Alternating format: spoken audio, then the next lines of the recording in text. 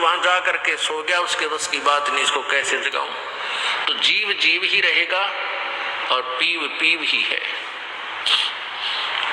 परमात्मा परमात्मा ही होता है। इसलिए परमेश्वर ने कहा कि अब तुम बीच में टांग मत अड़ाना, तुम्हारे बस का नहीं है कुछ भी, मैं स्वयं ही सब करूंगा। इससे परमात्मा ने उसके बाद हम सभी आत्माओं को, असंख्य आत्माओं को अपनी वचन शक्ति से वहां सतलोक में भर दिया।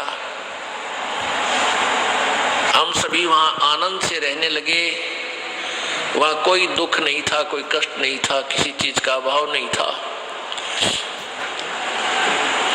सब भंडारे भरे रहते हैं, काजू किस्मत सेब संतरे वहां के जो फल हैं, मेवा है, वो सदाबहार बाग है, अमृत आहार है, अमृत ही वहां का जल है।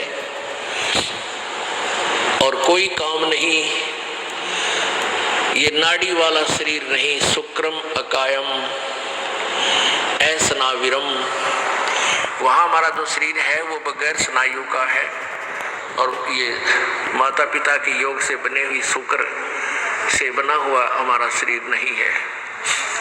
तो वहां कोई रोग नहीं, कोई बीपी हाई ना, कभी लो नहीं, किसी प्रकार का कोई शुगर नहीं, ना वहां कैंसर, ना फेफड़े खराब हो, ना गुर्दे खराब हो।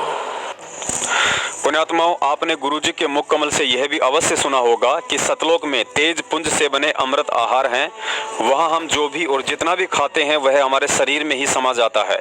कहने का मतलब है कि सतलोक में अमृत आहार के बाद लैट्रिन और पेशाब नहीं करना पड़ता है, अर्थात गुदा द्वार और मूत्र द्वार है ही नहीं।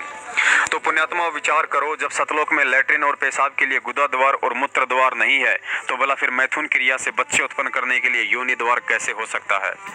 दूसरी विचारणीय बात यह भी है कि जिस समय सतलोक में काल भगवान ने 21 ब्रह्मांड, 3 गुण और 5 तत्व प्राप्त किए थे, उसके बाद उसने दुर्गा के युवा शरीर को देखकर काम वासनावश होकर उसे अपने नाखूनों से स्त्री इंद्री लगानी चाहिए।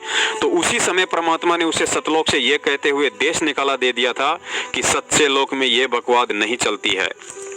अब आप जी स्वयं विचार करो, यदि उस सच्चे लोक में यह मैथुन क्रिया वाली गंदी बकवाद चलती या पहले से कहीं चल रही होती तो परमात्मा काल और दुर्गा को सतलोक से निकालने के बजाय सतलोक के उसी क्षेत्र में रख लेते जहां मैथुन सृष्टि होती है।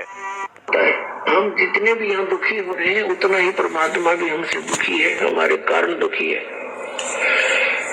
अब कारण क्या था कि सतलोक में इस काल ने गलती की थी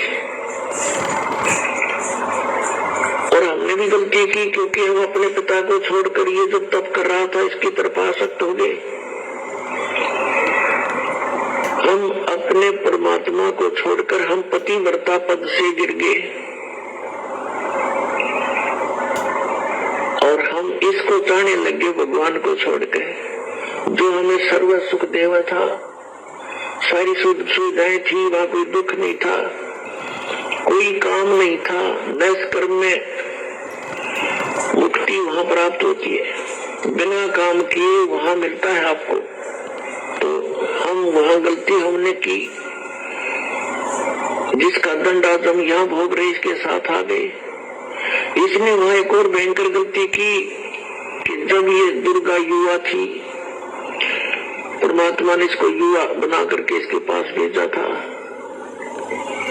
और हम सब आत्माओं को दुर्गा के शरीर में प्रवेश कर दिया था सूक्ष्म रूप में, और इसको कहा था बेटी तू वचन से जितने जीव कहेगी बना देना, बना सकती है, तेरे को मैंने पावर दे दी, कबीर भगवान ने कहा था।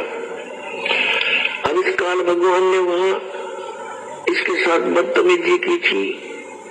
सत्य लोक में यह बकवाद नहीं चलती, इसने बलात्कार करने की सोची थी, जिस कारण से इसको वहां से निष्कासित कर दिया।